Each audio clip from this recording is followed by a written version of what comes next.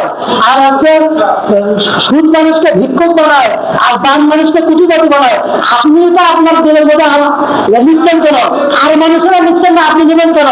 কারণ হচ্ছে শোনেন, আল্লাহ বলছে যে সুদের যতগুলো কাজ আছে তার মধ্যে হচ্ছে সবচেয়ে ছোট কাজ হলো মায়ের সাথে জেনা করা। কথা বলেন ঠিক কিনা? যতগুলো গুণা আছে, আমি আমার দিকে এখনই বলে যে আপনি মায়ের সাথে জেনা করবেন, আমি কখনো রাজি হবো না। ভিক্ষ করে খাওয়া ঠিক আছে, তবুও সুদের সাথে যে লেনদেন আছে তার সাথে আমার লেনদেন রাখা যাবে না। কথা বলেন ঠিক কিনা? আমার বিশ্বাসের কোনো বিশ্বাস নাই, আমি আগামী পালন থাকবো না, আমার বলে যাবো তবু আমি সুদ খাবো না।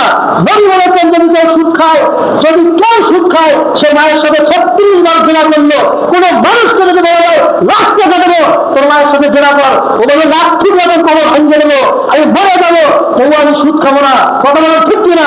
কিন্তু বাস্তব জীবনে আমি কর্মজীবনে যা আমি এগুলোর সাথে সম্পৃক্ত হয়ে আমার কাছে আর গুণে মনে হচ্ছে না। বাপের বহু পদ আছে, বেশি টাকা আছে, আপনি বড় ব্যবসা করেন, কম টাকা আছে কমা বিক্রি করে খান, বাচ্চা কম আছে ভিক্ষ করে খান, তবুও সুদ খান না। কারণ নবী বলেছে মায়ের সাথে জেনার সমতুল্য। কিয়ামতের ময়দানের দিন লাখো ছেলে ভদ্র নম্র কিন্তু মায়ের সাথে জেনা করার পাপ নিয়ে আল্লাহর দরবারে দাঁড়াবে। আল্লাহ পাক মাফ করুক বলে আল্লাহুম্মা আমিন। সুদের পাপ থেকে আল্লাহ পাক মাফ করুক বলে আল্লাহুম্মা আমিন। এই জন্য আমাদের হাদিস আর কোরআনের মধ্যে 5টা কথা বেশি বেশি এসেছে। 1 নাম্বার হলো ঈমান। ঈমান আছে যার জান্নাত আছে তার, বলেন আলহামদুলিল্লাহ। ঈমান আছে যার আল্লাহর সন্তুষ্টি আছে তার, ঈমান আছে যার আল্লাহর ওই জান্নাতের 8টা দরজা খোলা আছে তার, বলেন সুবহানাল্লাহ। 2 নম্বর কোরআনের মধ্যে আরেকটা জিনিস বলেছেন, সেটা হলো ঈমান আনার পরপরই আমলে ছলে করতে হবে। আমলে ছলে কাকে বলে? এক আল্লাহর জন্য সব সময়ের জন্য আমল করতে হবে, 5 ওয়াক্ত নামাজ জামাতের সাথে করতে হবে, কোরআনুল কারীম তেলাওয়াত করতে হবে, বেশি বেশি জিকির করতে হবে, লম্বা লম্বা সিজদা করতে হবে। এরপরে হচ্ছে আল্লাহ এবং রাসূলকে মান্য করতে হবে, বলেন সুবহানাল্লাহ। এরপরে 5 নম্বর হলো আল্লাহর রাস্তায় খরচ করতে হবে। আমার 10 টাকা আছে, কমপক্ষে 2 টাকা আমি আল্লাহ রাস্তায় দান করে দেব। আমার 20 টাকা আছে, অন্তত ওখান থেকে 2 টাকা আমি দান করে দেব। মুহাম্মদ সাল্লাল্লাহু আলাইহি ওয়াসাল্লাম বলেছেন, মানুষের অন্তরের মধ্যে টাকার একটা লোভ আছে, অর্থের একটা লোভ আছে। এই অর্থটা যখন সে আল্লাহ রাস্তায় দিয়ে দিল, তার মনটা আল্লাহর সঙ্গে লটকে গেল, বলেন সুবহানাল্লাহ। মুহাম্মদ সাল্লাল্লাহু আলাইহি ওয়াসাল্লাম বলেছেন, আরশের ছায়া ছাড়া দিন কোনো ছায়া থাকবে না। ওই দিন, ওই সময়, ওই কিয়ামতের মাঠে যে ব্যক্তিটা দান করে, ওই ব্যক্তিকে আল্লাহ আরশের নিচে ছায়া দিয়ে ধন্য করে দেবে, বলেন সুবহানাল্লাহ। এটাই শুধু নয়, মুহাম্মদ সাল্লাল্লাহু আলাইহি ওয়াসাল্লাম বলেছেন, যারা মানুষকে দান করেন, একটা মানুষ ক্ষুধার্ত, আমি তাকে দান করেছি, কিয়ামতের মাঠে আল্লাহ পাক তোমাকে জান্নাতের মধ্যে উত্তম খাবার দান করে দেবে, বলেন সুবহানাল্লাহ। একটা লোক এরকম পোশাক ছাড়া ঘোরাফেরা করতেছে, পোশাক নাই, নামাজ পড়তে আসে, সে এরকম হচ্ছে ছিঁড়া পুরাতন পোশাক পরে, আমি তাকে কাপড় কিনে দিয়েছি। মুহাম্মদ সাল্লাল্লাহু আলাইহি ওয়াসাল্লাম বলেছেন, কিয়ামতের মাঠে আল্লাহ পাক সমস্ত মানুষের সামনে আমি যে একজনকে বস্ত্রহীনকে বস্ত্র দান করেছি, আল্লাহ কিয়ামতের মাঠে আমাকে আগে, আমরা তো সবাই কিয়ামতের দিন উলঙ্গ অবস্থায় উঠব, সেদিন আমাকে বস্ত্র, আমাকে আগে আল্লাহ পাক পরে জান্নাত দান করবে, বলেন সুবহানাল্লাহ। মুহাম্মদ সাল্লাল্লাহু আলাইহি ওয়াসাল্লাম বলেছেন, পিপাসিত লোককে যদি কোনো ব্যক্তি এরকম পানি পান করায়, এক ইফতার করায় বা পানি পান করায়, মুহাম্মদ সাল্লাল্লাহু আলাইহি ওয়াসাল্লাম বলেছেন, কিয়ামতের মাঠে যখন সবাই ইয়া নাফসি ইয়া নাফসি বলবে, মানুষ সবাই কান্না করবে, ওই কঠিন মুহূর্তে আল্লাহ পাক সবার সামনে তাকে শরাব পান করাবে, বলেন সুবহানাল্লাহ। আল্লাহ পাক বলেন কোরআনুল কারীমের মধ্যে, হে পয়গম্বর, আপনি আপনার উম্মতদেরকে জানায়া দিন তারা যেন যাকাত এবং ফিতরা আদায় করে, বলেন সুবহানাল্লাহ। যাকাত শব্দের অর্থ হলো বৃদ্ধি পাওয়া। আমি 1 লক্ষ টাকার মালিক, ওখান থেকে 2500 টাকা আমাকে যাকাত দিতে হবে। আল্লাহ পাক কোরআনুল কারীমের মধ্যে বলেছেন, নাপাক অন্তরকে আমি আল্লাহ গ্রহণ করি না, বলেন নাউজুবিল্লাহ। যারা এখনো যাকাতের মাল বের করে নাই, এদের অন্তরটা হলো নাপাক। বলেছেন যাকাত দিলে তার অন্তরটা পবিত্র হয়ে গেল, তার মালটা পবিত্র হয়ে গেল। বলেন সুবহানাল্লাহ। মুহাম্মদ সাল্লাল্লাহু আলাইহি সাল্লাম বলেছেন যাকাত কাকে দেবে? আমার বাবা, আমার দাদা, আমার দাদার বাপ, তার বাপ, এরকম উপরের দিকে যত যাবে তাদেরকে যাকাত দেওয়া যাবে না। আবার নিচের দিকে আমার ছেলে, আমার নাতি, আর তার ছেলে, তার ছেলে, এদেরকে যাকাত দেওয়া যাবে না। যাকাত কাকে দিতে হবে?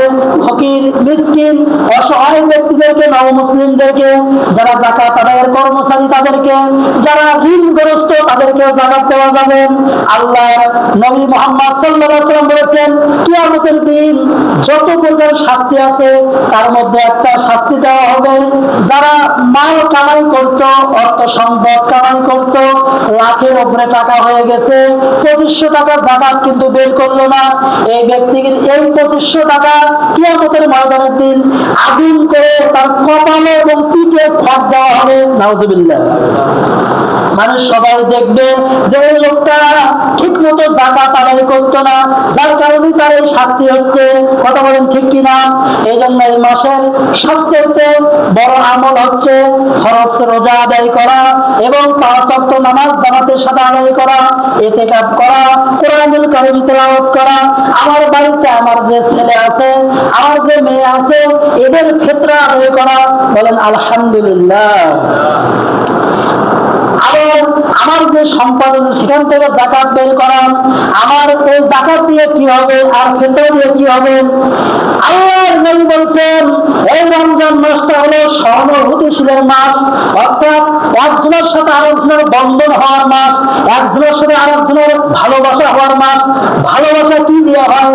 টাকা দেওয়া হয়। কথা বলেন ঠিক কিনা? আমার বাড়ির পাশে যে ফকির মিসকিন আছে, অসহায় ব্যক্তি আছে, আমি তাকে সাথে নিয়ে ইফতার করলাম, তাকে আমি বস্ত্র দিলাম, তাকে আমি দান সাদকা করলাম, তাহলে তার সাথে আমার আদান প্রদান হলো, মুআমালাত হলো। এইভাবে রমজান মাসটা আমার বন্ধুত্বের সাথে, আত্মীয় স্বজন, পাড়া প্রতিবেশীর সাথে কেটে গেল। মুহাম্মদ সাল্লাল্লাহু আলাইহি সাল্লাম বলেছেন আত্মীয়তা ছিন্নকারী আল্লাহর জান্নাতে প্রবেশ করবে না। বলেন নাউজুবিল্লাহ। যে আত্মীয়তা ছিন্নকারী সে জান্নাতে যাবে না।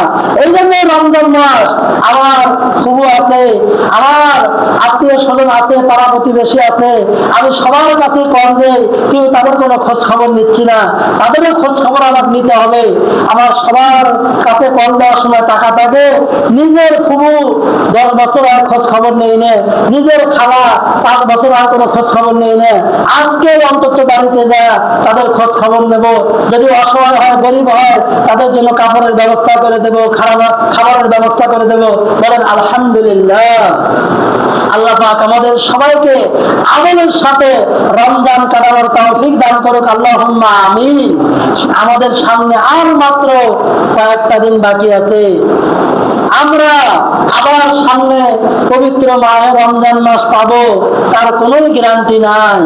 এখনই আপনাকে আমাকে আল্লাহর কাছে কান্নাকাটি করে মাফ নিতেই হবে, অন্তরটাকে পরিষ্কার করতেই হবে, অন্তরকে আল্লাহমুখী করতে হবে। বিশ্বাস করেন, আমার দিকে দেখেন এবং খেয়াল করেন। 2 মিনিট আমার দিকে খেয়াল করেন। আমি কি বলতেছি আপনি মনোযোগ দিয়ে শ্রবণ করেন। আমি বলতেছি, আপনি দেখেন আপনার চোখের সমস্যা হয়ে গেছে, ডাক্তারের কাছে আপনি গেছেন, ডাক্তার বলতেছে যে স্থানীয় অপারেশন করতে হবে। এর মানে কি চোখ তুলতে হবে?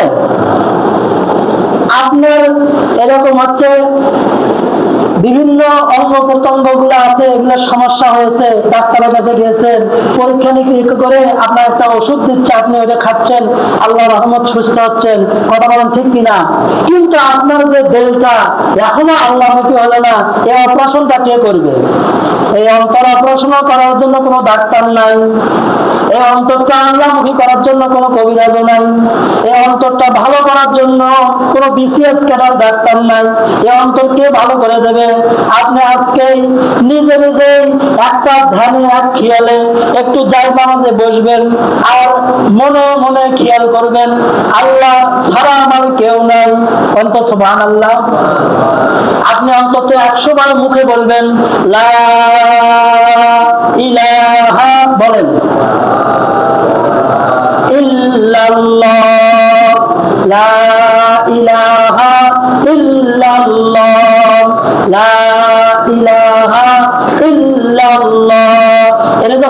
বলবেন। জবানের কাজ হলো তিনটা।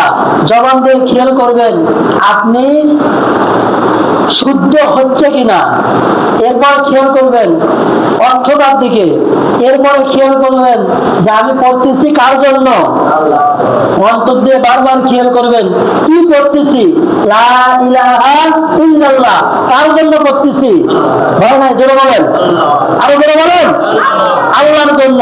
এরপরে খেয়াল করবেন এর অর্থটা কি, আল্লাহ ছাড়া আমার কেউ নাই। আপনি একটা মিনিটের জন্য খেয়াল করবেন যে আমার ছেলে থেকেও আজকে নাই, আমার মেয়ে থেকেও আজকে নাই, কারণ ওই বাজারের নিচে কত সন্তান আল্লাহ পিতা শুয়ে আছে, কত বলেন তো কোনো সন্তান যাওয়ার সময় হয় কিনা, আবার কত ওই রকম দাদা শুয়ে আছে তার নাতিরা যাওয়ার সময় পাচ্ছে না, ওই রকম কত নানা শুয়ে আছে তার জামাইরা ওখানে যাওয়ার সময় পাচ্ছে না।